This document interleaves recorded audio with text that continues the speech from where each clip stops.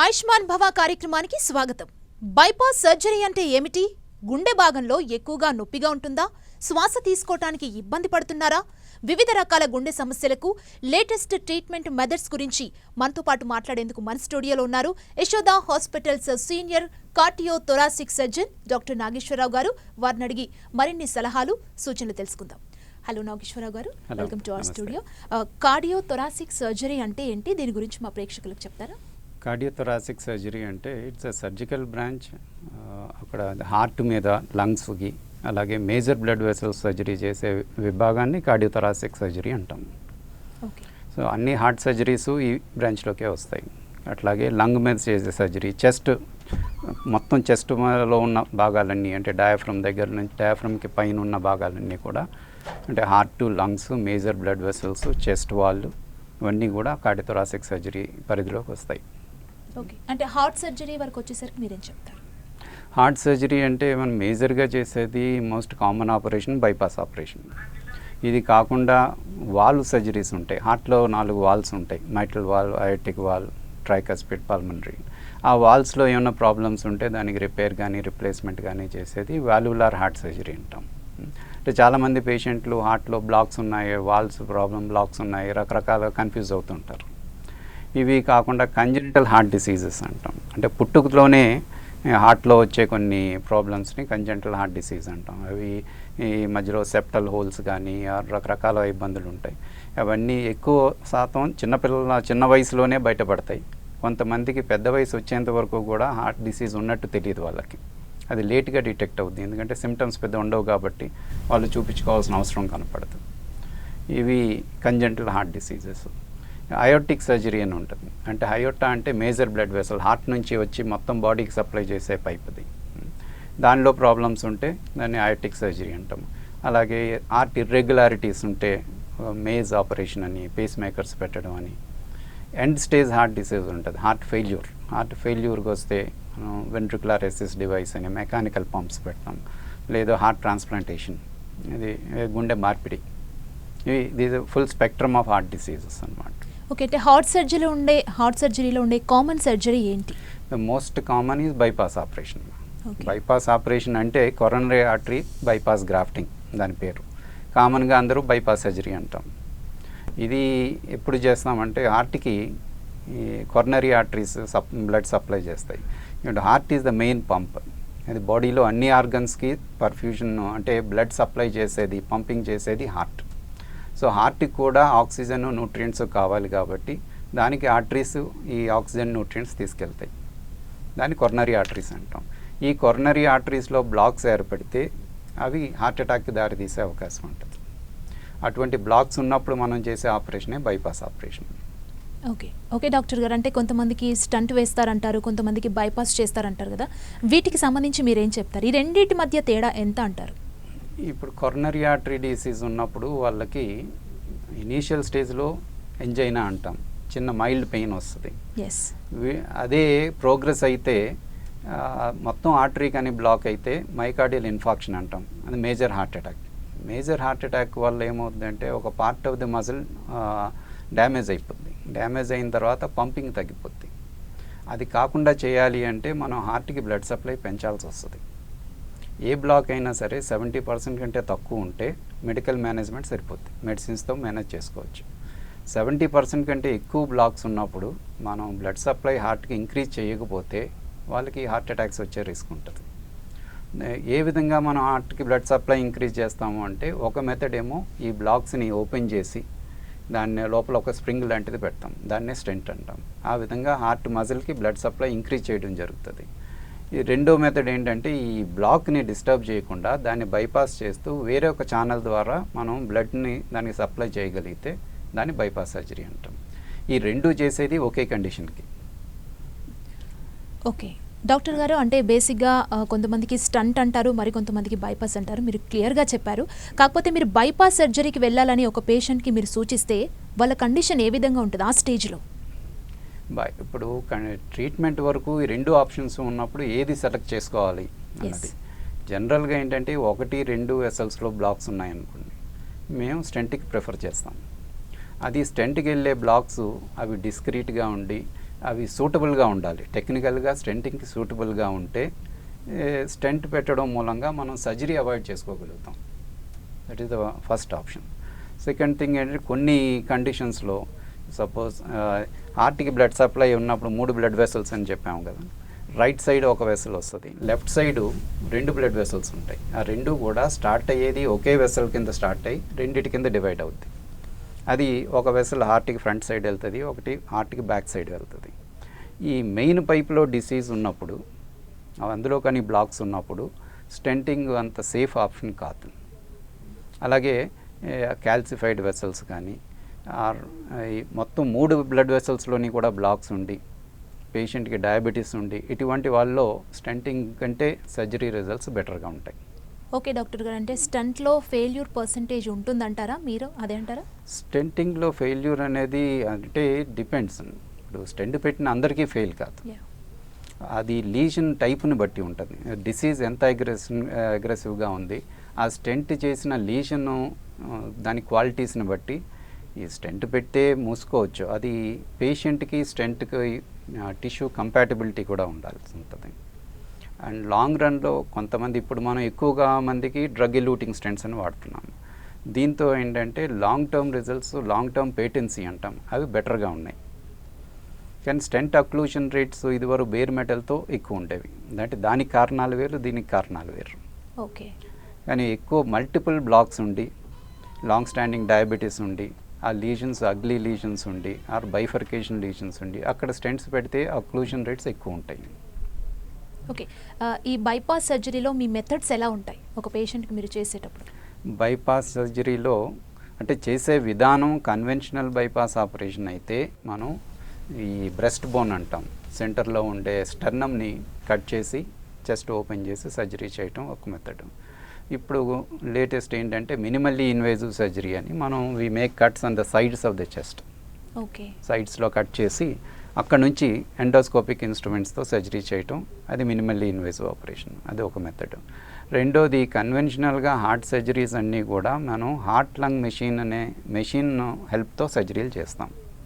Heart lung machine అంటే ఏంటంటే basic ఈ వీనస్ బ్లడ్, సుపీరియర్ వెనా కవా, ఇన్ఫీరియర్ వెనా కవా అని 2 మెయిన్ వెయిన్స్ ఉంటాయి హార్ట్కి బ్లడ్ తీసుకొచ్చేవి. ఆ బ్లడ్ అంతా తీసుకొచ్చి దానికి ఆక్సిజన్ యాడ్ చేసి దాన్ని మళ్ళీ రీవార్మ్ చేసి ఫిల్టర్ చేసి మళ్ళీ బాడీకి సప్లై చేస్తాం. అంటే ఎసెన్షియల్గా ఏం చేస్తుందంటే ఈ మెషిన్ హార్ట్ లంగ్స్ చేసే పని మెషిన్ చేస్తుంది. ఓకే. మనం హార్ట్ మీద సర్జరీ చేయాలంటే heart is full of blood. So దాన్ని ఆపరేషన్ చేసే టైంలో హార్ట్ని ఆపితే మనకి స్టేబుల్గా స్టిల్ హార్ట్ ఉంటుంది. ప్లస్ ఆ ఛాంబర్ లోపల ఆపరేట్ చేయాలంటే మనకి బ్లడ్లెస్ ఫీల్డ్ కావాలంటే బ్లడ్ అంతా డైవర్ట్ చేయాలి. దానికోసం ఈ హార్ట్ లంగ్ మెషిన్ వాడతాం. వాడినప్పుడు ఆ టైంలో హార్ట్ పంపింగ్ ఉండదు. ఈ మెషిన్ సపోర్ట్ తీసుకొని సర్జరీ అంతా కంప్లీట్ చేసిన తర్వాత మళ్ళీ స్లోగా ఈ హార్ట్ని మళ్ళీ బీట్ చేసి టెట్ చేసి ఈ మెషిన్ సపోర్ట్ తీసేస్తాం. ఓకే. దాన్ని ఓపెన్ హార్ట్ సర్జరీ అంటాం. ఓకే. అంటే ఇలాంటి సర్జరీ చేసేటప్పుడు ఎక్కువగా కాంప్లికేషన్స్ ఏ టైప్ పేషెంట్స్లో మీరు చూసుంటారు ఇప్పటివరకు? ఇప్పుడు ఇది ఓపెన్ హార్ట్ సర్జరీలో పెద్ద కాంప్లికేషన్స్ అంటే depends on the basic the nature of the disease. Okay. అంటే తర్వాత condition of the heart and condition of the patient before we take him for surgery, దాన్ని బట్టి ఉంటుంది. Generally it's a safe operation. Open heart surgery అంటే నవడేస్ it's 98% safe, 1 to 2% risk ఉంటుంది తప్ప. The other method is beating heart surgery. ఈ రెండిటికి తేడా ఏంటంటే ఓపెన్ హార్ట్ సర్జరీ మేము ఏ ఆపరేషన్ అయినా సరే హార్ట్ ఛాంబర్స్ లోపల ఆపరేట్ చేయాలి అంటే, లైక్ వాల్వులార్ హార్ట్ డిసీజ్ అనుకున్నాం, వాల్స్ రిపేర్ కానీ రిప్లేస్మెంట్ చేయాల్సి వచ్చింది, లేదు కార్డియక్ ట్యూమర్స్ తీయాల్సి వచ్చింది, లేదు ఈ కంజెనిటల్ డిఫెక్ట్స్ హార్ట్ లోపల హోల్స్, ఇవన్నీ చేయాలి అంటే మనం హార్ట్ ఛాంబర్స్ ఓపెన్ చేయాల్సి ఉంటుంది. ఓపెన్ చేయాలంటే హార్ట్ లంగ్ మెషిన్ కంపల్సరీ. ఈ బైపాస్ ఆపరేషన్ దగ్గరికి వచ్చేసరికి ది మేజర్ కొరనరీ ఆర్టరీస్ ఏవైతే ఉన్నాయో ఇవి హార్ట్ సర్ఫేస్ మీద ఉంటాయి. సో అవి ది బైపాస్ సర్జరీకి మనం హార్ట్ ఛాంబర్స్ ఏవి ఓపెన్ చేయాల్సిన అవసరం లేదు. కాబట్టి దాన్ని బీటింగ్ హార్ట్ సర్జరీలో మనం కంప్లీట్ చేయొచ్చు. బీటింగ్ హార్ట్ సర్జరీ అంటే ఏంటంటే ఎక్కడైతే మనం ఆపరేట్ చేస్తామో ఆ ఒక్క భాగాన్ని స్టెబిలైజ్ చేసి దాన్ని రిలేటివ్గా కదలకుండా చేస్తే మిగతా భాగం it will be pumping its blood. So circulation maintain అవుతుంటుంది. దాన్ని స్టెబిలైజ్ చేయడానికి మా దగ్గర స్టెబిలైజర్స్, పొజిషనర్స్ అని కొన్ని గ్యాడ్జెట్స్ ఉంటాయి. దాంతో మేనేజ్ చేసుకొని చేస్తే దాన్ని బీటింగ్ హార్ట్ సర్జరీ అంటాం.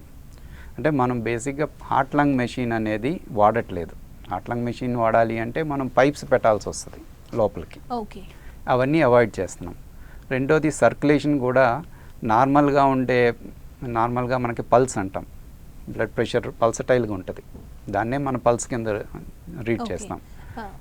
ఓకే డాక్టర్ గారు, అంటే మీరు అంటే ఏజ్డ్ పేషెంట్స్కి బైపాస్కి వెళ్ళమని రాస్తారా, సూచిస్తారా మీరు? ఒకవేళ వాళ్ళకి బైపాస్ చేస్తే రిస్కీ ఫ్యాక్టర్ ఎక్కువగా ఉంటుంది కదా, మీరు ఎలా దాన్ని మేనేజ్ చేస్తారా ఆ టైంలో? ఏ ఏజ్లో అన్నా బైపాస్ అవసరమైతే చేయాల్సి ఉంటుంది. ఖచ్చితంగా ఉంటుంది. అయితే ఎల్డర్లీ పేషెంట్స్ దగ్గరికి వచ్చేసరికి ఏజ్ రిలేటెడ్ రిస్క్ కొంత ఎక్స్ట్రా ఉంటుంది compare to younger patients. Okay. So వీళ్ళలో ఎక్కువ చూసేది ఏంటంటే కరోటిడ్ ఆర్టరీ డిసీజ్ అంటాం. ఈ బ్రెయిన్కి సప్లై చేసే బ్లడ్ వెసల్స్లో కూడా బ్లాక్స్ ఉండొచ్చు. Most of these patients will have diabetes, hypertension ఇవన్నీ ఉంటాయి. డయాబెటీస్ అనేది it's a disease of the blood vessels. So హార్ట్తో పాటు మిగతా బ్లడ్ వెసల్స్లో కూడా బ్లాక్స్ ఉండే అవకాశం ఉంటుంది. మాకు more concerned about blocks in the carotid arteries. Carotid ఆర్టరీలో సీరియస్ బ్లాక్స్ ఉంటే ఏంటంటే అటువంటి వాళ్ళని హార్ట్ సర్జరీకి తీసుకుంటే వాళ్ళకి బ్రెయిన్ స్ట్రోక్స్ వచ్చే రిస్క్ ఉంటుంది. సో అది అవాయిడ్ చేయాలంటే మనం దానికి కరోటిడ్ ఆర్టరీ స్టెంటింగ్ అన్నా చేస్తాం సర్జరీ ముందు, లేదు సర్జరీ టైంలోనే హార్ట్ సర్జరీతో పాటు కరోటిడ్ ఆర్టరీ ఎండాట్రెక్టమీ అని చెప్పి ఆ బ్లాక్ తీసేయడం జరుగుతుంది. ఓకే. అట్లా హార్ట్ సర్జరీకి వెళ్ళే ముందు మనం ఒక బ్యాటరీ ఆఫ్ ఇన్వెస్టిగేషన్స్ ఉంటాయి. మొత్తం పైనుంచి కింద వరకు అన్ని టెస్టులు చేస్తాం. ఇవన్నీ ఏంటంటే తగిన జాగ్రత్తలు తీసుకోవటానికి, దానికి కావాల్సిన ఏర్పాట్లు చేసుకోవటానికి. ఓకే డాక్టర్ గారు, అంటే బైపాస్ సర్జరీ చేసేటప్పుడు కూడా వేరే సర్జరీస్ కూడా చేస్తుంటారు కదా, దాని గురించి మీరేం చెప్తుంటారు? బైపాస్ సర్జరీతో పాటు కంకామిటెంట్గా సర్జరీస్ చేయాలంటే ఒక్కొక్కసారి బైపాస్ పేషెంట్స్కి హార్ట్ అటాక్ మూలంగా కానీ వేరే కారణాలతో కానీ అదర్ కాంప్లికేషన్స్ ఉన్నాయనుకోండి. సపోజ్ ఒక హార్ట్ అటాక్ వచ్చింది పేషెంట్కి, బైపాస్ కానీ వచ్చారు, ఆర్టరీస్లో బ్లాక్స్ ఉన్నాయి, మనం టెస్ట్ చేస్తే మైట్రల్ వాల్వ్ అనేది కూడా లీక్ ఉంది. ఓకే. అప్పుడు ఆ బైపాస్ ఒకటి చేస్తే సరిపోదు. ఇటువంటి వాళ్ళకి ఏం చేయాలంటే బైపాస్ సర్జరీతో పాటు మైట్రల్ వాల్వ్ రిపేర్ కానీ, రిప్లేస్మెంట్ కానీ, వాళ్ళు తీసి కొత్త వాళ్ళు పెట్టేయడం కానీ, ఇది చేయటం వల్ల వాళ్ళకి ఫ్యూచర్లో క్వాలిటీ ఆఫ్ లైఫ్ బెటర్గా ఉంటుంది. ఓకే. ఆ టైంలో ఏమైనా కాంప్లికేషన్స్ ఎక్కువగా ఉండే అవకాశం ఉందంటారా? ఎందుకంటే ఎక్కువ వేరే సర్జరీ కూడా అవుతుంటుంది కదా. ఆపరేటింగ్ టైం ప్రొలాంగ్ అవుతుంది. యా. తర్వాత ఇది ఓపెన్ హార్ట్ సర్జరీ అవుతుంది ఒకసారి చాంబర్ అయితే ఓపెన్ చేస్తే. అట్లా ఇదే కాదు, మైట్రల్ వాల్వ్ సర్జరీ అనే కాదు, ఒక్కొక్కసారి మజిల్ వీక్నెస్ ఉంటుంది. పంపింగ్ తక్కువై మజిల్ అంతా ఎన్లార్జ్మెంట్ రావడం కానీ, లేదు ఒక పర్టికులర్ భాగం ఏదైతే డ్యామేజ్ అయిపోయిందో అది థిన్ అయిపోయి బల్జ్ అవుతుంది. దాన్ని వెంట్రికులర్ ఎన్యూరిజం అంటాం. దానివల్ల ఏంటంటే పంపింగ్ బాగా తగ్గిపోయి వాళ్ళకి ఏమాత్రం ఎక్సర్సైజ్ కెపాసిటీ ఉండదు. వీళ్ళకి బైపాస్తో పాటు ఎల్వి రిపేర్ చేస్తాం. అట్లా లేదు రుమాటిక్ హార్ట్ డిసీజ్ అనేది ప్రీ ఎగ్జిస్టింగే ఉందనుకోండి అదే పేషెంట్కి, అయోటిక్ వాల్వ్ కానీ మైట్రల్ వాల్వ్ కానీ, అది ఈ కంబైన్డ్ ఆపరేషన్ చేయాల్సి వస్తుంది. రిస్క్ వీళ్ళకంటే 1-2% ఎక్కువ ఉంటుంది, కానీ సర్జరీ చేసినప్పుడు కంప్లీట్గా రెక్టిఫై అయిపోతే ప్రాబ్లము, వాళ్ళ క్వాలిటీ ఆఫ్ లైఫ్ డెఫినెట్గా బెటర్గా ఉంటుంది. ఓకే డాక్టర్ గారు, అంటే ఈ రోజుల్లో బైపాస్ సర్జరీ అంటే అవగాహన చాలా మందిలో పెరిగింది. కాకపోతే కొంతమంది బైపాస్ సర్జరీ అంటే భయపడుతున్నారు. వాళ్ళతో పాటు వాళ్ళ కుటుంబ సభ్యులు కానీ బంధుమిత్రులు కానీ భయపడుతున్న సందర్భం ఇది. అంటే అలాంటి వాళ్ళకి మీరేం చెబుతారు? అంటే డాక్టర్ బైపాస్ సూచించినా కానీ ఆ టాబ్లెట్స్తో మేము కొద్ది రోజులు వెళ్తాము అని చేయించుకోకుండా ఉన్న పర్సన్స్ కూడా ఉన్నారు కదా, మీరేం చెప్తారు అలాంటి వాళ్ళకి? సాధారణంగా హార్ట్ అటాక్ వచ్చిన వెంటనే మేము సర్జరీ చేయడానికి కొన్నాళ్ళు వెయిట్ చేస్తాం. ఎందుకంటే అసలు హార్ట్ అటాక్ వచ్చిన వెంటనే హార్ట్ కొంచెం వీక్గా ఉంటుంది. 4 to 6 వీక్స్ అయ్యేసరికి హార్ట్ అటాక్ మూలంగా వచ్చిన వీక్నెస్ ఎంతైతే రికవరబుల్ వీక్నెస్ ఉందో అది రికవర్ అవుతుంది. తర్వాత వాళ్ళకి మెడిసిన్స్ ఒకటే విడిచిపెడితే హార్ట్ అటాక్ వచ్చే రిస్క్ ఇంకా ఉంటుంది. ఆ రిస్క్ రాకుండా ఉండాలి అంటే ఇప్పుడు మనం ఎట్లా చూస్తామంటే మందుల మీద విడిచిపెడితే ఎంత రిస్క్ ఉంటుంది, సర్జరీలో ఎంత రిస్క్ ఉంది. సర్జరీలో మనం ఒక 1 to 2% లేదు, కాంప్లికేషన్స్ ఎక్కువ ఉన్నాయి 3 to 4% అని చెప్పాము అనుకుంటే, సర్జరీ చేయించుకోకపోతే ఇంకో సెకండ్ టైం హార్ట్ అటాక్ వస్తే వాళ్ళ రిస్క్ ఎంత? సెకండ్ టైం హార్ట్ అటాక్ వస్తే అది రిస్క్ మేబీ 30 to 40%. ఒకవేళ సెకండ్ హార్ట్ అటాక్ తట్టుకొని బయటపడినా మజిల్ వీక్నెస్ చాలా ఎక్కువైపోయి వాళ్ళు day to day life will become very difficult. కాబట్టి వాళ్ళు సర్జరీకి వెళ్ళడమే బెటర్. ఓకే డాక్టర్ గారు, అంటే వన్స్ బైపాస్ సర్జరీకి వెళ్ళిన తర్వాత కూడా కొంతమంది పేషెంట్స్కి సెకండ్ టైం కూడా బైపాస్కి వెళ్ళాలని సూచిస్తుంటారు కదా డాక్టర్స్, ఆ టైంలో రిస్క్ ఫ్యాక్టర్ ఎక్కువగా ఉంటుందా? అలాంటి కేసెస్ ఎక్కువగా ఉన్నాయంటారా? డెఫినెట్గా దాన్ని రీడూ సర్జరీ అంటాం. They carry little more risk. కానీ బేసిక్గా ఏంటంటే బైపాస్ సర్జరీ చేసేటప్పుడు మనం చేసేది ఏంటంటే బ్లాక్స్ ఉన్నాయి, బ్లడ్ సప్లై తక్కువ అయింది కాబట్టి ఆ బ్లడ్ సప్లై ఎక్కువ చేయడానికి ఆపరేషన్ చేస్తున్నాం. వెదర్ ఇట్ ఈస్ స్టెంటింగ్ అయినా సర్జరీ అయినా ఇంటెన్షన్ ఈజ్ హార్ట్కి ఎక్కువ బ్లడ్ వెళ్తే దాంతో ఆక్సిజన్ న్యూట్రియంట్స్ వెళ్తాయని. అక్కడితో అయిపోలేదు.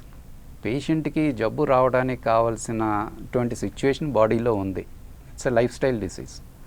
సో అవన్నీ జాగ్రత్తలు వాళ్ళు తీసుకోవాల్సి ఉంటుంది. ఆపరేషన్తో నాకు కంప్లీట్గా నార్మల్ అయిపోయింది, ఎక్కడితో ఇక నాకు ప్రాబ్లం ఉండదు అనుకుంటే కాదు. వాళ్ళు రెగ్యులర్గా మెడికేషన్ వాడాలి, రెగ్యులర్ ఎక్సర్సైజ్ చేసుకుంటూ ఉండాలి, హార్ట్ హెల్దీ డైట్ తీసుకుంటూ ఉండాలి, తర్వాత ఫ్రీక్వెంట్ ఫాలోఅప్లో ఉండాలి.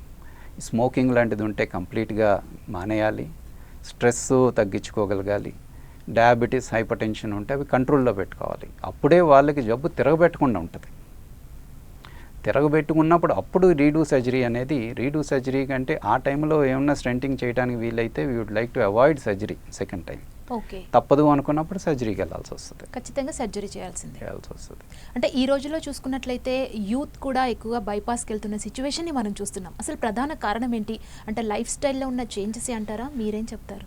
ఇది లైఫ్ స్టైల్ ప్లస్ స్ట్రెస్. ఒకటి మన డైటరీ హ్యాబిట్స్ మారినాయి, ఈ lack of exercise, obesity, family history.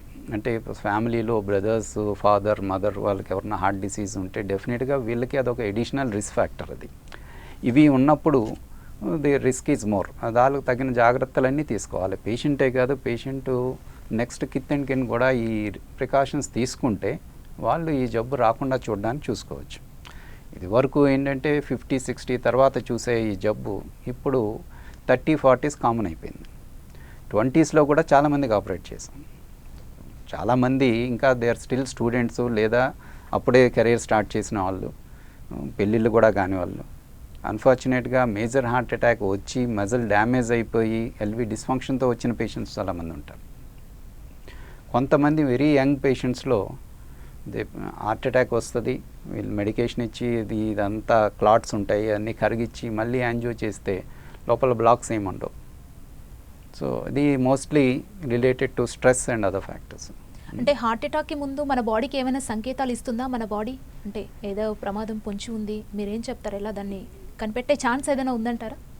ఉందంటే మనకి సిమ్టమ్స్ అండి. ఇది వరకు చేసే పని అదే పని ఇప్పుడు చేయాలంటే కష్టం అవుతుంది, ఆయాసం వస్తుంది, లేదా ఛాతీలో పట్టినట్టు వస్తుంది.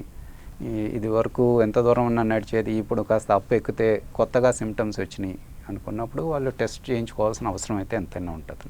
కాకుండా డయాబెటీస్, హైపర్ టెన్షన్ ఉన్న వాళ్ళు 40 years దాటిన తర్వాత పీరియాడిక్గా టెస్ట్ చేయించుకుంటే ప్రాబ్లం రాకముందే ఇక్కడ డిసీజ్ అనేది డిటెక్ట్ చేసుకోగలిగితే ఎర్లీ స్టేజ్లో మనం దానికి అడ్రస్ చేస్తే పంపింగ్ పవర్ నార్మల్గా ఉన్నంత వరకు సర్జరీ అయినా స్టెంటింగ్ అయినా వాళ్ళు హార్డ్ వర్క్ చేసుకోగలుగుతారు.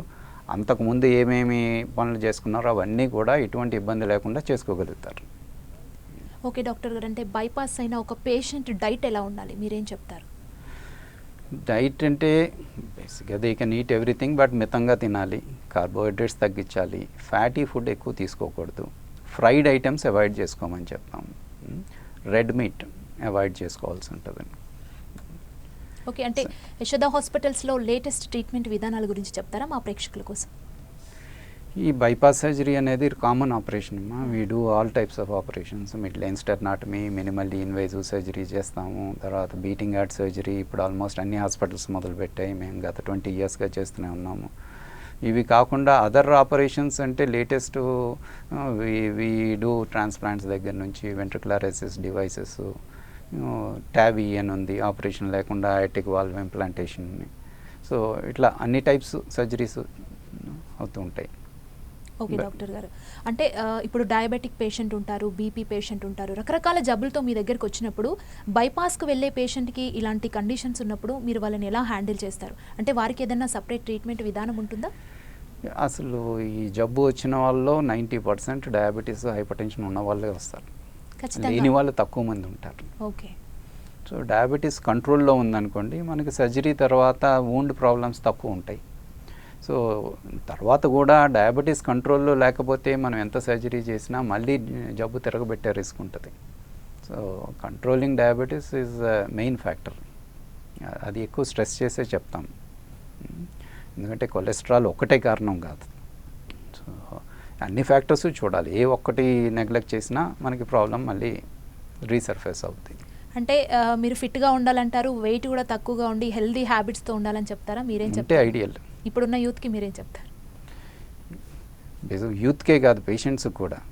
సర్జరీస్ అయిపోయిన తర్వాత వాళ్ళు అన్ని జాగ్రత్తలు పాటించే పేషెంట్స్ చాలామంది ఉంటారు. వాళ్ళు 10 years 15 years తర్వాత కూడా ఫాలోఅప్కి వస్తారు, బాగున్నామని చెప్తారు. కొంతమంది మళ్ళీ స్మోకింగ్ స్టార్ట్ చేయడం, ఈ ఫ్యాటీ ఫుడ్కి అలవాటు పడడం, ఇవన్నీ ఆల్కహాల్, తర్వాత డయాబెటీస్ ఎప్పుడు చూసినా అది కంట్రోల్లో లేకపోవడం, HbA1c అండ్ ఇప్పుడు వాళ్ళు వచ్చేసి 9 10 అట్లా ఉండడం, అది సేఫ్ కాదు. అండ్ యంగర్ జనరేషన్కి వచ్చేసరికి especially if they have family member with heart disease, they have to stick to healthy diet, regular exercise and avoid smoking. Okay, cut down the stress in life. అది చెప్పడం సులువే కానీ but they have to modulate, at least do some meditation, relaxation exercises. ఇవి చేసుకొని ఒక 40 years దాటిన తర్వాత once in 2 years or something వచ్చి ఒక హెల్త్ చెకప్ చేయించుకుంటే, ప్రాబ్లం ముదరకు ముందే, హార్ట్ అటాక్స్ రాకముందే డిటెక్ట్ చేసుకోగలిగితే then it can be addressed early. Okay doctor గారు, అంటే బైపాస్ అయిన ఒక పేషెంట్కి ట్రీట్మెంట్ విధానం ఎలా ఉంటుంది? అంటే వాళ్ళు ఎన్ని ఇయర్స్ మీ దగ్గరకు వచ్చి మెడికేషన్ తీసుకునే అవసరం ఉంటుంది? బైపాస్ తర్వాత మెడికేషన్ లైఫ్ లాంగ్ ఇవ్వాల్సి ఉంటుంది. లైఫ్ లాంగ్ బేసిక్గా 3 drugs ఉంటాయి. ఒకటి హార్ట్ రేట్ కంట్రోల్ చేసేందుకు, ఇంకొకటి బ్లడ్ థిన్నర్స్ ఒకటి ఇస్తాము, మూడోది కొలెస్ట్రాల్ కంట్రోల్ పెట్టడానికి. ఈ 3 అయితే అందరు పేషెంట్స్కి ఇస్తాం. అది they can be taken 2 tablets or 3 tablets కింద డివైడ్ చేసి చేసుకోవచ్చు. ఇది లైఫ్ లాంగ్. దీంతో పాటు regular exercise is important and life style modification. అంతకంటే పెద్ద ఎక్స్ట్రా ఏమి ఉండేదేమి ఉండదు. ఓకే డాక్టర్ గారు, ఫైనల్గా 10TV ప్రేక్షకులకు మీరు ఏం చెప్తారంటే బైపాస్ సర్జరీ వరకు వెళ్లకుండా లైఫ్ స్టైల్ ఎలా ఉండాలి అండ్ బైపాస్కి వెళ్ళిన వాళ్ళు తీసుకోవాల్సిన జాగ్రత్తల గురించి ఫైనల్గా ఏం చెప్తారు? ఇది regular medication for bypass patients. మిగతా వాళ్ళకి it's a common fatty food avoid చేసుకోవటం, ఆయిల్ ఫ్రై తగ్గించుకోవడం, స్మోకింగ్ అవాయిడ్ చేయటం and have adequate sleep and stress free life and moderate exercise, at least 20-30 minutes of walking every day చేసుకోగలిగితే ఇది can keep most of the problems away. Okay okay doctor garu, thank you doctor, thank you so much. Bypass సర్జరీకి సంబంధించి అనేక విషయాలు మా ప్రేక్షకులకు తెలియజేశారు. Thank you. So viewers, ఇది వాటి ఆయుష్మాన్ భవ కార్యక్రమం. మరో కార్యక్రమంతో మళ్ళీ కలుద్దాం. చూస్తూనే ఉండండి 10TV.